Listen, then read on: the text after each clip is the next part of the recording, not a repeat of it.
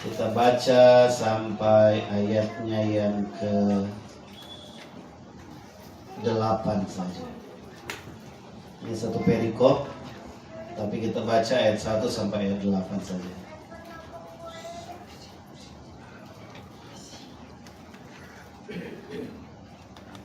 Oke, sudah dapat? 1 Samuel 30 ayat pertama sampai ayat 8. Saya akan baca ayat pertama. Jemaat Tuhan ayat yang kedua dan bergantian seterusnya. Oke, saya akan mulai. Ketika Daud serta orang-orangnya sampai ke Siklag pada hari yang ketiga, orang Amalek telah menyerbu tanah Negeb dan Siklag. Siklag telah dikalahkan oleh mereka dan dibakar habis.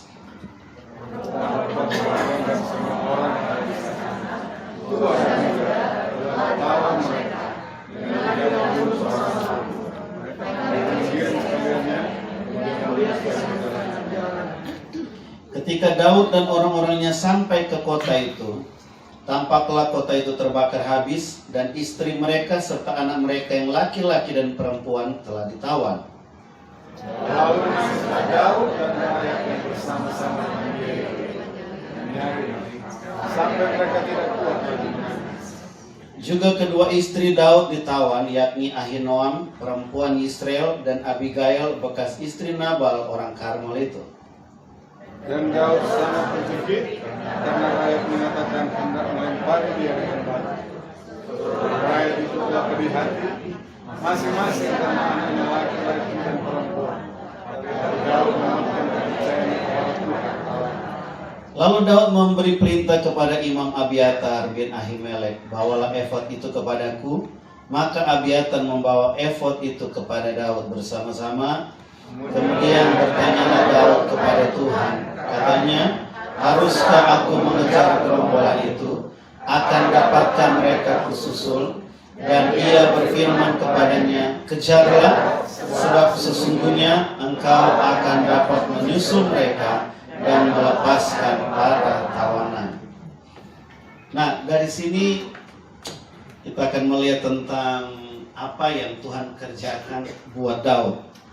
Jadi tema kita pagi hari ini adalah persiapan menuju takhta. Nah, waktu kejadian ini Daud sudah diurapi menjadi raja, tapi dia belum dilantik menjadi raja.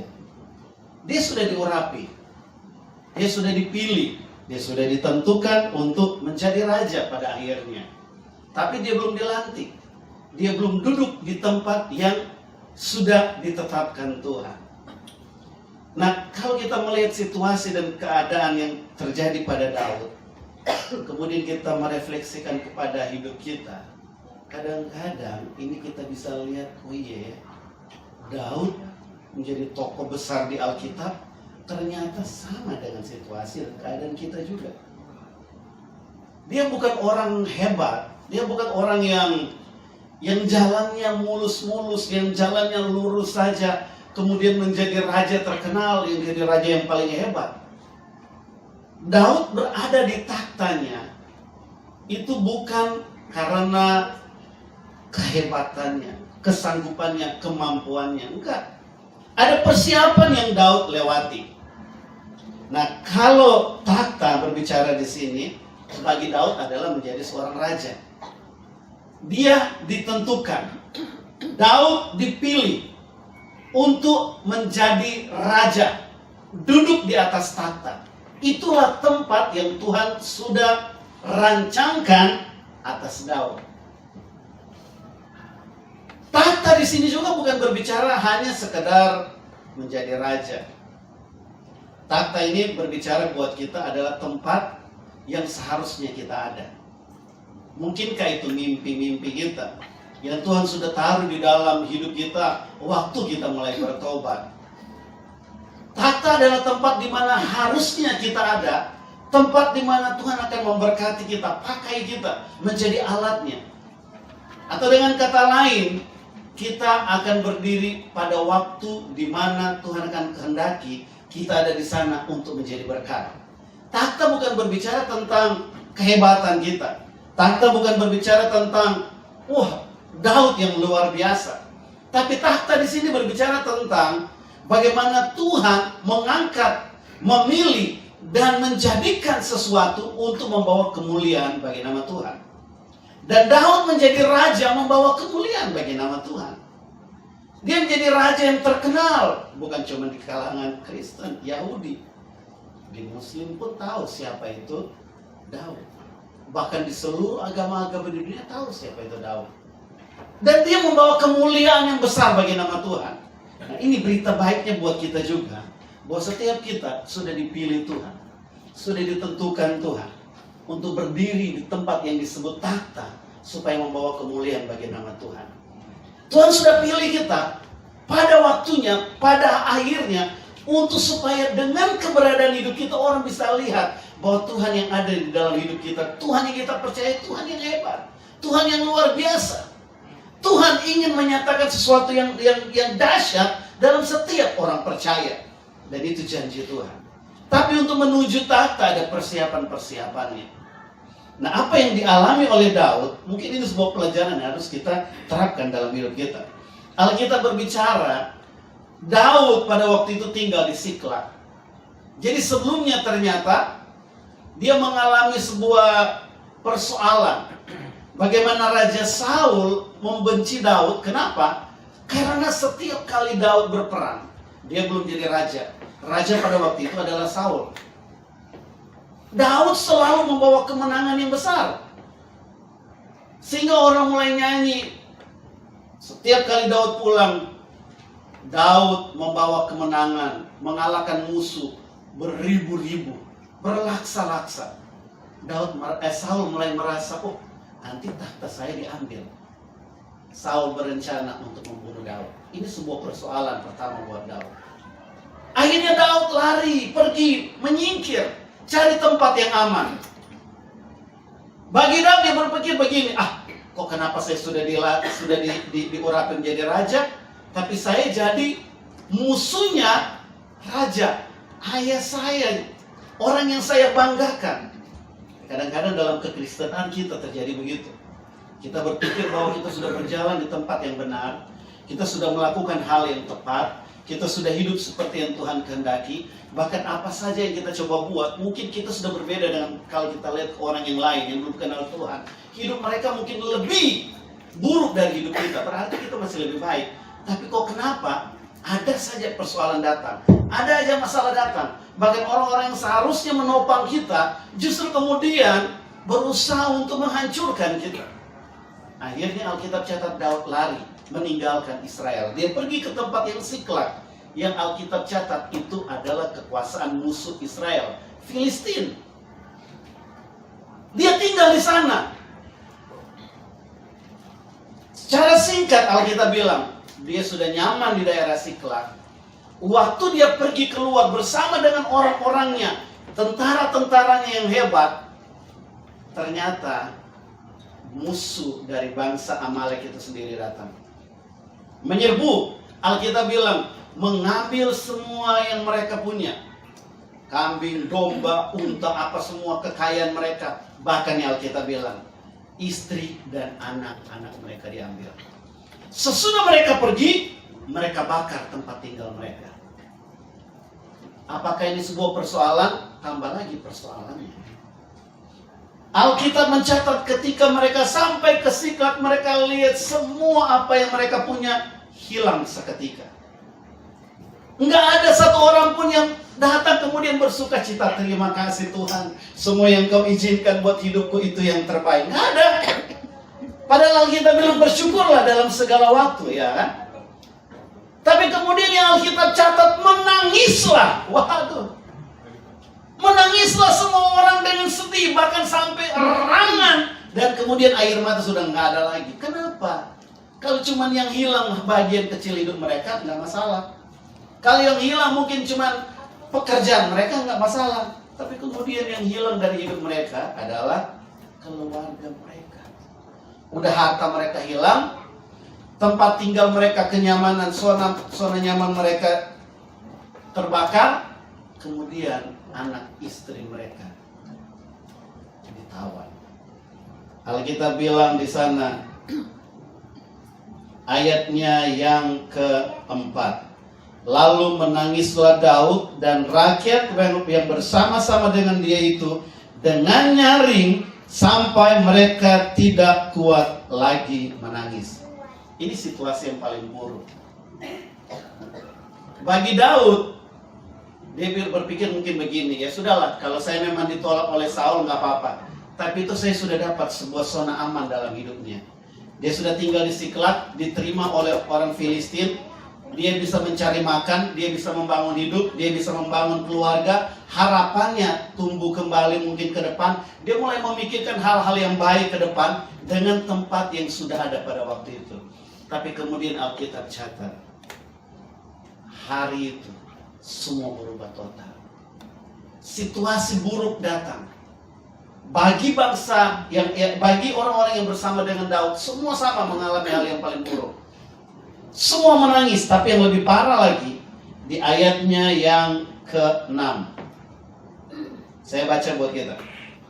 Dan Daud sangat terjepit karena rakyat mengatakan hendak melempari dia dengan batu. Seluruh rakyat itu telah pedih hati masing-masing karena anaknya laki-laki dan perempuan. Wow. Yang ketiga yang paling parah dari Daud adalah ternyata Daud menjadi sasaran dari kemarahan semua orang-orang yang ada di sekitar hidupnya. Kalau kita baca ayat 6, kita bisa tarik kesimpulan begini. Kalau ada orang yang paling kepahitan dalam hidupnya, yang paling marah dengan situasi dan keadaan, yang mungkin mau menyerah dengan hidupnya, yang mungkin putus asa dan mulai berkata, ya sudah kalian lempar-lemparin aja. Situasinya sama. Kalian mengalami hal yang buruk, saya juga mengalami hal yang buruk. Kalau dia boleh berkata secara manusia, mungkin dia akan berkata begitu. Kenapa? Karena dia punya kepahitan lebih parah lagi. Persoalannya parahnya kenapa? Dia bisa menyalahkan Tuhan atas situasi itu. Kok tega-teganya Tuhan buat begini sama saya? Ya kalau Tuhan izinkan segala sesuatu terjadi, tapi jangan begini caranya Tuhan. Saya sudah ditolak oleh Saul. Kemudian saya sudah mulai temukan masa depan ada di sini. Tapi kemudian kenapa engkau izinkan situasi lebih buruk lagi? Coba lihat itu. Orang-orang berusaha menyalahkan saya, memojokkan saya. Dan saya harus bertanggung jawab dari keadaan paling buruk yang pernah ada. Saya nggak tahu sebagai kepala rumah tangga hari ini. Kadang-kadang waktu kita lihat ke kanan ke kiri gitu, kita lihat ada istri kita lihat ada anak kita, dan kemudian kita merasa bahwa kita kepala rumah tangga yang paling parah, yang paling nggak bisa buat apa-apa. Kenapa? Karena kita nggak bisa untuk bikin sesuatu yang lebih baik dibandingkan dengan apa yang dilakukan oleh orang lain. Kita mulai merasa bahwa keluarga kita berada pada situasi yang paling buruk, dan kita menyadari bahwa kita keluarga yang nggak bisa buat sesuatu atas keluarga kita. Itu depresi yang paling besar. Alkitab catat di dalam ayatnya yang ke mana tadi? Ayat yang ke-6. Dan Daud sangat terjepit. Daud sangat terjepit. Terjepit di sini bukan cuma sekedar begini, enggak. Dia mengalami sebuah situasi tekanan yang begitu besar. Kenapa? Karena anak-anaknya juga diambil, istrinya diambil, harapannya dihancurin. Dan kemudian semua orang mempersalahkan dia. Apa pembelaan yang paling besar buat dia? Pasti secara manusia, sebagai kepala rumah tangga mungkin kita akan lihat ke atas dan berkata, Tuhan, kenapa engkau tidak berlaku adil dalam hidup saya? Kenapa engkau memperlakukan saya model seperti ini? Karena kita merasa punya tanggung jawab. Mungkin sebagai ibu-ibu rumah tangga juga mengalami keadaan yang sama seperti Daud. Kita mulai berpikir, Tuhan, saya sudah sekian lama menopang dengan doa. Tahan hentinya saya terus berseru kepada Tuhan, tapi yang saya lihat semakin hari semakin buruk. Sepertinya semua doa saya nggak pernah tembus sampai ke surga. Yang saya hadapi adalah semakin berat persoalan, semakin susah keluarga saya, semakin tertutup jalannya. Kok kenapa itu harus terjadi dalam hidup saya? Bukankah engkau berkata kalau ada orang yang berdiri mempertahankan tembok, engkau akan mendengar dan membukakan pintu surga untuk kami. Tapi kemudian kenapa engkau tidak pernah memperhitungkan setiap doa, pergumulan,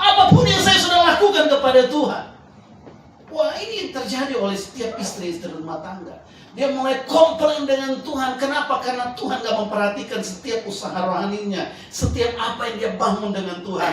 Karena situasi keadaannya semakin tertekan, semakin amburadul, nggak kelihatan baiknya di sana. Engkau mungkin sebagai seorang anak muda, seorang pekerja, usaha atau apapun, kau mulai bingung. Kenapa?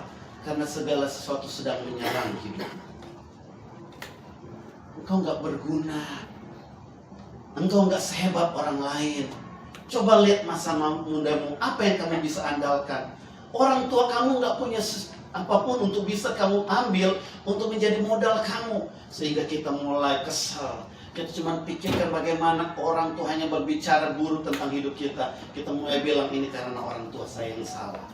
Kemudian kita mulai pikirkan guru-guru kita, teman-teman kita. Oh, ini karena guru-guru saya yang berlaku salah. Ini karena teman-teman saya ini. Ini karena orang-orang di sekitar saya yang gak becus dengan apa yang sedang mereka buat dalam hidupku. Akhirnya mulai cari jalan keluar. Jalan keluar apa? Mereka pergi ke cara-cara yang tidak dikehendaki. Mereka pergi ke gaya hidup dunia, melampiaskan hal-hal yang buruk atas hidup mereka. Kemudian yang mereka dapati apa? Hancuran. Sama persis dengan situasi kita.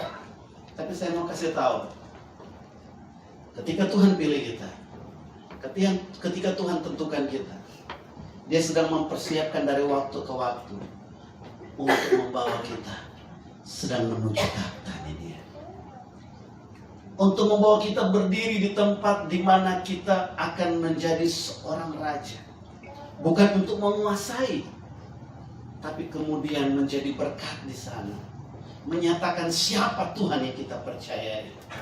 Dan kadang-kadang persiapan itu terlalu berat, bahkan mungkin ada orang-orang yang sampai mau putus asa, mau keluar. Selain Daud, mereka semua sedang putus asa. Mereka nggak mampu lagi melihat harapan mereka. Padahal waktu mereka mulai ikut Daud, mereka mulai berpikir, kan Daud sudah diurapi menjadi raja. Pasti kalau kita ikut Daud, otomatis kita bisa jadi wakil menteri. Kita bisa jadi mungkin orang-orang tangan kanannya dia. Kita mungkin bisa jadi gubernur, bisa jadi bupati, bisa jadi orang hebat. Mereka menaruh harapan penuh kepada Daud karena mereka lihat Daud sudah diurapi. Tapi kemudian mereka lihat hancur semua harapan mereka. Mereka berada dalam kepahitan, hati yang terluka, hati yang menolak, hati yang gak mau lagi melihat tahta mereka padahal ada di sana. Orang-orang yang ada di luar Daud sendiri, mereka kalah dengan situasi dan keadaan. Ini kelompok pertama yang akhirnya nggak bisa melihat bahwa Tuhan sedang mempersiapkan tahta buat hidup mereka. Nah, kelompok yang pertama ini juga banyak terjadi buat orang-orang Kristen hari-hari terakhir ini. Hati mereka terluka parah. Hati mereka memang benar-benar dihancurkan oleh keadaan situasi. Kenapa? Karena ketika mereka sudah diasingkan, mereka sudah nggak berada di tanah yang harusnya mereka dibesarkan, bangsa Israel. Dan kemudian ketika harapan mereka mulai terbangun, mereka melihat semuanya dihancurkan, semuanya diambil, ditarik, semua yang mereka punya diambil paksa oleh musuh. Dan kemudian mereka mulai berpikir, kenapa Tuhan biarkan ini? Kenapa Tuhan izinkan? Kalau model begini saya nggak akan pernah lagi menaruh harap saya kepada Tuhan. Saya nggak akan lagi berdoa kepada Tuhan. Sia-sia. Saya nggak akan beribadah lagi kepada Tuhan. Toh sama aja. Saya beribadah dan tidak beribadah nggak ada hasilnya. Saya berdoa dan nggak berdoa tuh nggak ada hasilnya. Ternyata orang yang nggak kenal Tuhan mereka lebih baik dari hidup saya. Kadang-kadang ini situasi yang paling buruk untuk persiapan seseorang menuju tahta. Persiapan ada di sini. Orang-orang Israel, orang-orang yang mengikuti Daud pada waktu itu, mereka terluka parah karena melihat situasi dan keadaan. Ini yang saya mau kasih tahu. Apa yang sedang dikerjakan oleh iblis hari-hari ini hanya untuk membuat engkau mengalami kepahitan, terluka hatimu, dan kemudian engkau mulai menutup diri untuk sesuatu yang sedang dipersiapkan Allah untuk menutup tahta. Ini kabar buruknya. Iblis sedang berusaha untuk menempatkan segala sesuatu sampai hatimu terluka parah, sampai hatimu kepahitan, sampai hatimu kehilangan harapan. Engkau masih mungkin datang ke gereja, engkau mungkin masih berdoa tapi udah gak punya gairah lagi yang besar. Engkau mulai kehilangan sesuatu, sama seperti gadis bijaksana dan gadis bodoh. Ada perumpamaan yang kita gambarkan 5 gadis bijaksana dan 5 gadis bodoh. Semua mereka sama-sama mempersiapkan diri untuk menyambut kedatangan dari mempelai. Sama-sama mereka mengambil pelita untuk menyambut kedatangan. Artinya mereka mempersiapkan diri untuk seorang yang sedang mereka sambut, yaitu mempelai laki-laki. Tapi kemudian waktu berjalan, proses sedang terjadi, persiapan sedang berlangsung. Alkitab catat, yang bijaksana menyediakan minyak tambahan dalam buli-bulinya. Tapi yang bodoh, mereka punya hati yang sama untuk menyambut, tapi mereka nggak mempersiapkan yang terbaik. Waktu sebuah persiapan datang, proses datang, mereka kalah. Ketika datang mempelai laki-laki, yang bijaksana masuk di dalam takhta yang harusnya mereka duduk. Tapi yang bodoh, mereka terhilang. Iblis sedang mulai buat seperti ini hari-hari terakhir ini. Ada begitu banyak orang yang memulai dengan kemurnian, memulai dengan semangat yang luar biasa, gairah yang luar biasa. Tapi sewaktu proses datang, persiapan datang, di mana iblis berusaha untuk menghancurkan hidup kita, iblis datang untuk mengambil semua yang terbaik dalam hidup kita, kita nggak punya persiapan lebih dalam hidup kita.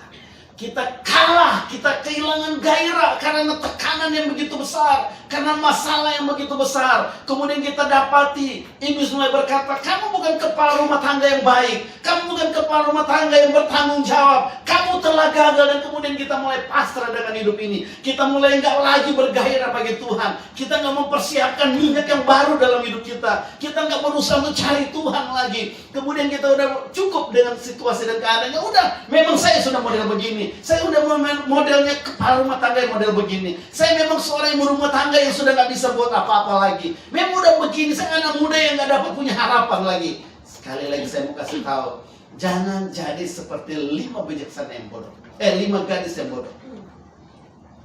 Setiap kita mengalami ujian, nggak ada manusia yang nggak pernah mengalami ujian. Di luar sana mengalami ujian juga. Tapi yang membuat perbedaannya, Alkitab mencatat dalam ayatnya yang ke-6.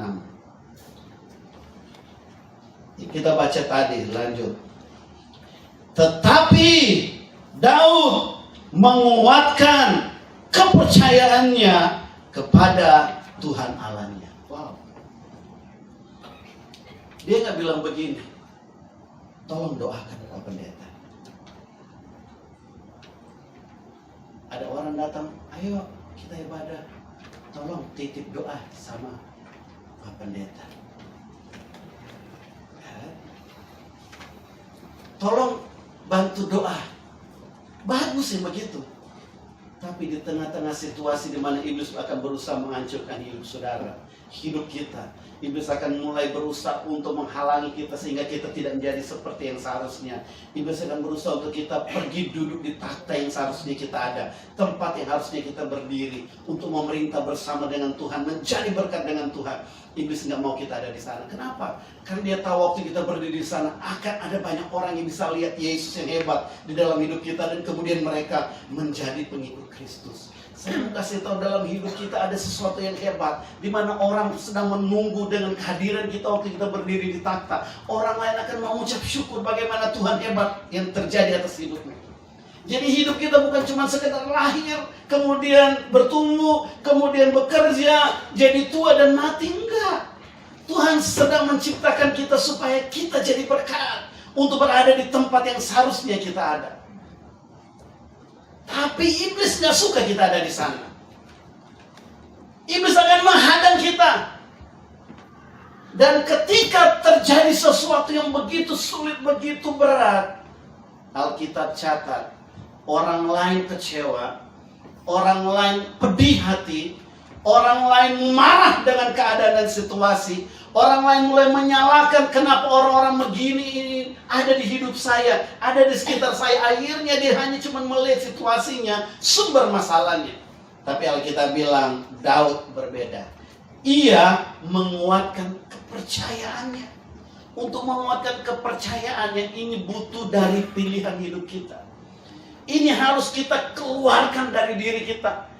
Harus bangkit dari hidup kita. Kalau ada orang yang lebih stres, lebih tertekan dari yang lain, adalah Daud. Dan mungkin itu adalah saudara. Mungkin itu adalah bapak-bapak rumah tangga, ibu rumah tangga, anak-anak muda yang hari ini sedang duduk dan mulai terpaku berkata, kok kenapa persoalan saya begitu besar? Waktu kita mulai sharing dengan yang lain, kita bilang begini, aduh tapi persoalan saya begitu berat, begitu besar. Atau mungkin kita nggak pernah share ke orang lain karena kita merasa, kalau saya sharing dengan orang lain nanti mereka tahu persoalan saya. Kita cuma duduk dan merenung, Tuhan kok kenapa saya nggak sebaik dia? Kenapa saya nggak sehebat dia? Kenapa saya nggak sekuat dia? Kok kenapa dia bisa survive? Dia bisa menjadi orang yang baik, orang yang sukses berhasil. Kok kenapa saya jadi model begini terus? Ini yang terjadi. Daud, Alkitab bilang, dia menguatkan kepercayaannya. Persiapan menuju tahta buat Daud adalah proses yang begitu berat sebenarnya. Tapi kalau dia pasrah, dia menyerah, dia hidup dalam kepahitan, hati yang terluka, nggak ada yang namanya Raja Daud yang terkenal itu. Saya mau kasih tahu buat kita semua, sebelum nanti 5-10 tahun atau tahun depan itu terjadi, coba lihat kiri kanan. Lihat dulu kiri kanan. Ingat baik-baik mukanya. Kalau yang di kiri kanan itu suami atau istrimu, temanmu, lihat mukanya benar-benar orang yang di sebelah saudara itu, orang yang akan duduk di tahta kemuliaan Tuhan. Dia akan menjadi orang hebat di tangan Tuhan. Dia akan menjadi orang yang kebanggaan Tuhan. Karena semua yang ada di kiri kanan kita orang yang dipilih. Terus saya sudah lihat kiri kanan, siapa yang lihat ya di kiri kanan juga lah. Yang hidup di antara kita itu orang-orang yang hebat. Tuhan sedang mempersiapkan mereka untuk menuju tahta. Masalahnya, adakah hati kita sedang terluka dengan situasi dan keadaan yang ada hari ini? Apakah kita sedang menuju kepada hati yang penuh dengan kepahitan karena situasi dan keadaan yang ada? Apakah hati kita sudah tercemar dengan situasi-situasi yang ada di muka bumi ini yang berusaha untuk membuat kita mencari jalan pintas, menyerah, putus asa, tinggalkan semua mimpi-mimpi kita? Daud mungkin orang yang pada akhirnya kalau ada kesempatan terbesar untuk menyerah, dia bisa lakukan itu. Tapi Daud menguatkan kepercayaannya. Ibu-ibu rumah tangga, mungkin kau mulai berdoa 5 tahun, 10 tahun, tapi kemudian kau lihat doanya bukannya menjadi baik, tapi semakin hari semakin hancur. Engkau mulai berpikir, kok kenapa doa saya bukannya menjadi berhasil, tapi mulai melihat situasinya menjadi lebih buruk. Mungkin sebagai bapak rumah tangga, engkau sudah berusaha untuk melakukan segala hal, tapi kemudian engkau dapati apa yang sedang ada di tanganmu dapat hilang. Yang ada adalah tekanan berat datang. Anak-anak muda mungkin hari-hari ini merasa bahwa, aduh, kok kenapa saya nggak punya harapan ke depannya? Kenapa rasanya sulit untuk bersaing ke depannya? Katanya Tuhan mampu untuk buat segala sesuatu. Waktu kita mulai bertanya tentang apa yang ada di dalam sekitar hidup kita, dalam hati kita, itu tandanya Amalek sedang berusaha untuk mencuri tahta Tuhan dalam hidupmu. Ini kesempatan untuk engkau, jangan izinkan dia masuk dan menguasai hatimu. Jangan izinkan Amalek menguasai pikiranmu. Kalau engkau mulai merasa engkau kecil, engkau nggak punya nilai arti apa-apa di hari-hari terakhir ini, engkau tidak bisa meraih dan menjangkau semua apa yang Tuhan sudah janjikan, jangan tinggal di dalam kebodohan. Terus tambah minyak, saudara. Bergairah terus bagi Tuhan. Jangan jadi gadis yang bodoh. Awalnya bersemangat, tapi pada akhirnya mereka nggak masuk ke tempat yang Tuhan sudah siapkan. Bangkitkan terus kepercayaanmu kepada Tuhan. Walaupun sepertinya doamu nggak terjawab dari sorga. Sekalipun harapanmu amburadul, hancur, nggak ada titik temunya. Bahkan mungkin kau sedang dipojokkan hari ini. Bahkan mungkin banyak situasi-situasi sedang menyerang kau. Atau mungkin banyak tagihan-tagihan yang begitu menumpuk dan kau mulai merasa, aduh, ada di mana Tuhan hari-hari ini? Saya sedang dipermalukan, iman saya sedang dipertaruhkan, tapi kemudian kok kenapa Tuhan gak bela saya? Kalau tuh situasi sedang terjadi seperti itu, jangan menyerah, jangan putus asa, jangan biarkan hatimu terluka.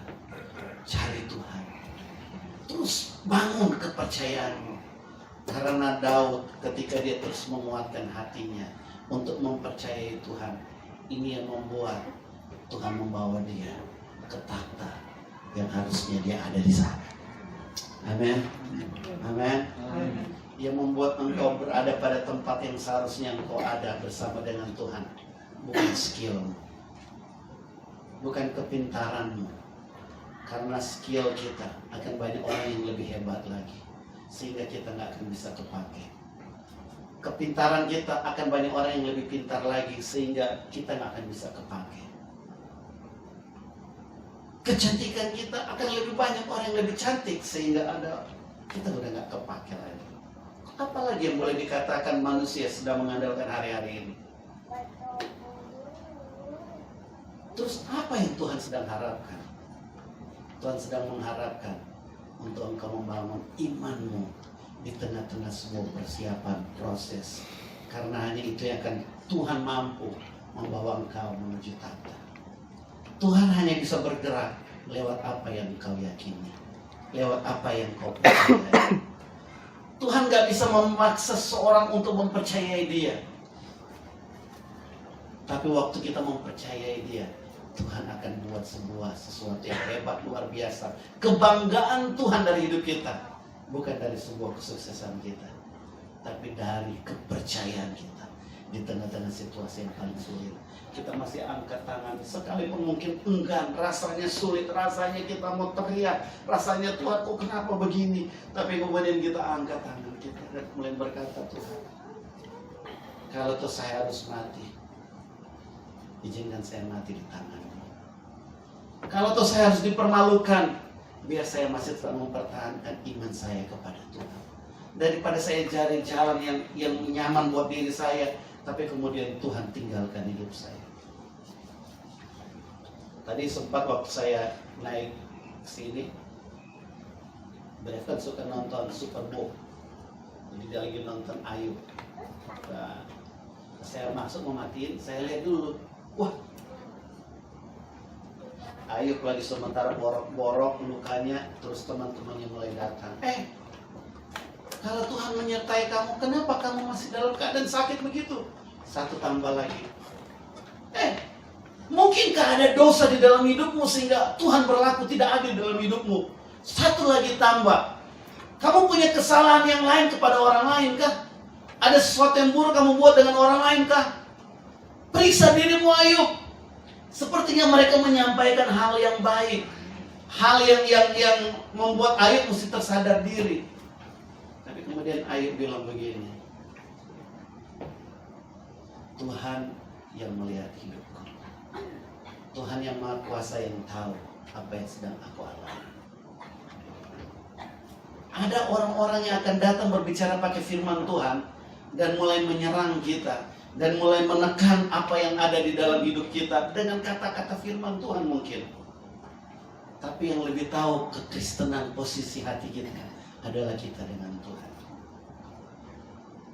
Yang perlu hari-hari itu yang kita sedang bangun adalah kepercayaan kita kepada Tuhan.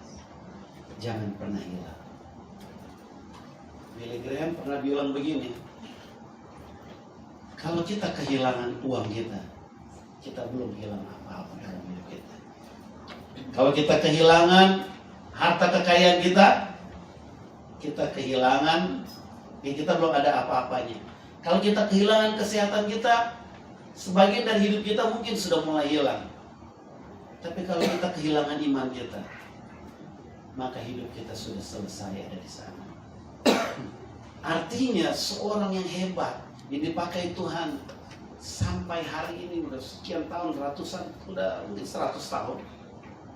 Kata-katanya masih luar biasa. Jangan sampai iman kita tergadai dengan yang lain. Jangan sampai kepercayaan kita tergadai dengan hal-hal yang akan membuat kedagingan itu nyaman. Kita tukar iman kita hanya untuk sebuah kenyamanan. Daripada kita berserah kepada Tuhan, kita nanti akan dipermalukan kalau nggak terjadi apa-apa. Kita cari jalan pintas. Hati-hati. Amalek sedang berusaha hancurkan hidup kita. Tapi Alkitab bilang Daud menguatkan kepercayaannya. Dengan dia membangun kepercayaannya kepada Tuhan, Tuhan sedang membawa dia tarik perlahan-lahan untuk menuju tahta. Sehingga Daud waktu di atas tahta itu bukan sekali lagi karena kemampuannya, karena kehebatannya, tapi karena kuat dan penyertaan Tuhan ada di hatinya. Karena dia tahu bahwa Yesus Tuhanlah satu-satunya kepercayaannya. Kalau ujian buat kekristenan itu, sekali lagi, ujian buat kekristenan itu datang dari sebuah proses. Tapi proses itu bukan untuk menghancurkan kita. Proses itu hanya sedang untuk membawa kita menuju tahta. Hari ini, kalau engkau sedang merasa sesuatu yang begitu sulit sedang terjadi, engkau merasa doamu mungkin sepertinya sedang kena tembok, engkau merasa bahwa perjalanan imanmu sudah sedemikian rupa, engkau sudah serahkan sama Tuhan, tapi belum berubah. Engkau lihat situasi nggak ada sesuatu yang baik. Engkau melihat apa yang kau kerjakan dalam pelayanan, kok kenapa Tuhan nggak dengar-dengar? Dan kemudian engkau coba untuk merasa bahwa ini sudah nggak benar. Ini berarti mungkin Tuhan nggak peduli. Ini berarti Tuhan nggak izinkan saya ada di sini. Ini mungkin Tuhan nggak izinkan saya ada di keluarga sini. Tuhan nggak izinkan saya ada di kerjaan ini. Jangan cepat-cepat ambil keputusan itu. Alkitab bilang ayatnya yang ke-8. Kemudian bertanyalah Daud kepada Tuhan. Katanya, haruskah aku mengejar gerombolan itu? Akan dapatkah mereka kususul? Dan ia berfirman kepadanya, kejarlah, sebab sesungguhnya engkau dapat menyusul mereka dan melepaskan para tawanan mereka. Artinya begini, Tuhan gak akan pernah memberi kehendaknya buat hidup kita kalau kita penuh dengan kepahitan. Enggak ada. Tuhan gak akan pernah berbicara buat kita kalau hati kita terluka. Makanya iblis akan berusaha membuat hati kita terluka, kepahitan, marah, dan menutup diri dengan hal-hal yang datang dari sorga. Tapi Alkitab menjelaskan, ketika Daud terus percaya, Tuhan berbicara. Saya nggak akan yakin dengan orang-orang yang nggak kenal dengan Tuhan, dekat berjalan dengan Tuhan, kemudian dia bilang, Tuhan berbicara ke saya seperti begini. Tuhan kasih tahu saya begini. Nggak bisa. Hanya orang-orang yang sudah membangun imannya bersama dengan Tuhan, membangun kepercayaannya dengan Tuhan dalam setiap proses hidupnya. Disitulah Tuhan mampu untuk mengarahkan dia, memberitahu kehendaknya Tuhan. Sangat indah sekali ketika semua kepala rumah tangga kemudian akhirnya dengan hati yang terbuka dia serahkan hidupnya kepada Tuhan dan berkata, Tuhan, saya akan tetap percaya kepada Tuhan. Apapun alasannya, saya akan tetap berpegang teguh kepada Tuhan. Waktu kita berpegang teguh, hati kita murni, hati kita terbuka kepada Tuhan, kita beribadah bersama dengan Tuhan. Tahu-tahu Tuhan berbicara buat kita. Tuhan kasih damai sejahtera buat kita. Tuhan berbicara lewat firman, kita terima, terima kasih Tuhan. Tuhan akan tuntun kita menyatakan kehendaknya. Kepada ibu rumah tangga juga seperti itu. Hati kita murni, tulus, terbuka kepada Tuhan. Nggak terluka, nggak kepahitan, nggak marah dengan keadaan. Waktu kita beribadah, Tuhan berbicara buat kita. Bukan hanya waktu firman Tuhan, waktu sementara memuji Tuhan, kita nyanyikan pujian tadi. Ku percaya, pasti Tuhan bukakan jalanku. Waktu kita bicara, rasanya ada sesuatu yang datang dalam hidup kita. Kita apa itu? Tuhan sedang menyatakan kehendak. Alkitab bilang karena hati Daud benar. Daud tanya Tuhan, apakah saya akan menyusul? Susul mereka, karena kamu akan mendapatkan musuh. Saya mau kasih tahu, hari-hari ini Tuhan akan bekerja dengan orang-orang yang membuka telinganya, dengan orang-orang yang membuka hidupnya, yang percaya penuh kepada Tuhan untuk membukakan rahasia-rahasia kerajaan surga. Tuhan akan kasih tahu, kamu punya jalan ini sudah gak bagus lagi. Mungkin usaha kamu sudah gak bagus lagi. Mungkin apa yang sedang kau kerjakan sudah gak bagus lagi. Tapi ini jalannya. Kenapa? Karena kita tulus dan murni. Tuhan akan berbicara. Tuhan akan menyatakan sesuatu dalam hidup kita. Dan Tuhan akan buka jalan dengan cara yang hebat. Tapi bagi Daud, kejadian ini hanyalah satu langkah untuk membawa dia menuju tahta. Bukan persoalan dia merebut apa yang sudah diambil oleh musuh. Tapi jalan ini membawa dia menjadi seorang raja. Ketika dia tetap percaya kepada Tuhan, menaruh harap kepada Tuhan, apa yang Tuhan sudah tentukan buat dia, apa yang Tuhan sudah urapi atas hidupnya, apa yang Tuhan sudah pilih dia untuk menjadi raja bagi bangsa Israel, akhirnya terjadi atas hidupnya. Saya mau kasih tahu buat kita hari ini, tetap kuat, tetap teguh, jangan bergeser. Apapun persoalannya, tetap percaya kepada Tuhan. Kalau engkau ditampar kanan kiri, sepertinya engkau dipojokkan, sepertinya engkau tidak berdaya sama sekali, terus lihat kepada Tuhan, terus percaya. Kalau tuh nggak ada hal-hal yang terjadi, taruh terus imanmu dan berkata, aku tetap akan percaya kepada Tuhan, nggak akan bergeser. Waktu hati kita jadi benar, jadi murni, jadi benar-benar difokuskan kepada Tuhan, tanpa sadar Tuhan akan membawa kita menuju tahta.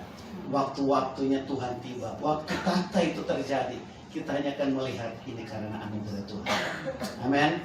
Amin. Persiapan menuju tahta, karena Tuhan tahu hanya hidup kita dia mampu untuk ada di sana.